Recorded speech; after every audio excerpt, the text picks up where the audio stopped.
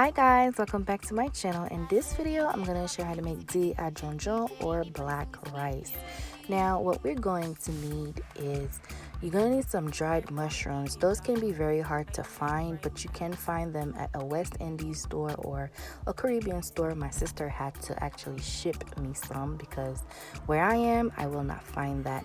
And I'm also using some dried mushroom cube. Magi is pretty much the same thing, but the difference is it gives you the color that you need, so you might need one of those depending on how dark you want it. I have some olive oil and of course a piece, you already know this is like my foundation for my foods, and I have a chicken bouillon cube here as well. And for spices, adobo, salt, black pepper, and if you want a little bit of creole seasoning.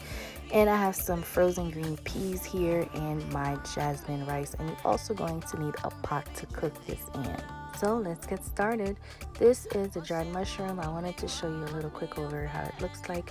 I put about a cup in my pot and I'm just adding some water. I'm eyeing everything, so once it's boiled, that's it. That's all you need to do. And then you want to go ahead and drain it and remove all the pulp, and then you can throw those away. And then I'm going to rinse my pot, put it back on the stove at medium-high heat, add my olive oil, and then I'm going to add a little bit of a piece. Once it gets brown, I'm going to add my frozen beans in, and I did rinse those beans before I added them in my pot.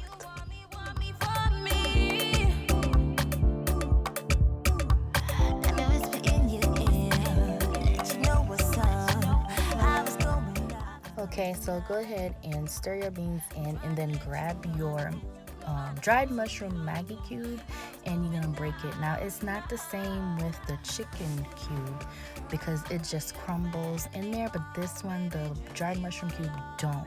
So what I did, I add a little bit of water from my dried mushrooms that I boiled earlier.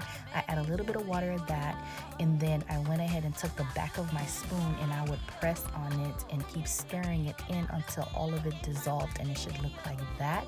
And once it's looking like that, go ahead and add your water in. Now, if the dried cube did not dissolve properly, what you're going to end up having is your rice is going to have like parts of it is going to be all dark, and then parts of it won't be, and it doesn't really taste well if it's not dissolved. So you want to make sure that's dissolved. And then I went ahead and add my salt, my pepper, and all my original spices that I cook with. Once that water comes to a boil, go ahead and add your rice in. Now, what you want to do, you want to make sure you have the proper ratio to your rice. So for example, if you're cooking 3 cups of rice, you only need 2 cups of water, and so forth. So I don't know how much I cook, guys. I just eye everything. I've been doing this for so long, I don't even measure anymore.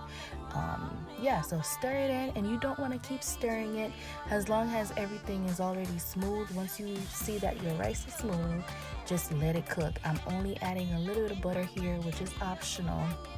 And then once the water evaporates, you already know you're gonna need some saran wrap.